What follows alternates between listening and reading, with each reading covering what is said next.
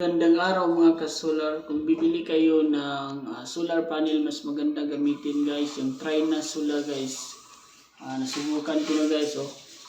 May 7 panel ako guys na 570 watts. Ito yung na-harvest na guys. Maganda. Maganda talaga guys yung Trina Solar. Kaya kung bibili kayo ng solar, mag-Trina Solar na guys. Oh, yan guys. Oh. Maganda yan guys, oh. Malakas. Oh, malakas siyang mag-harvest guys. Tingnan niyo guys, oh. Yung oras natin guys is 1:11.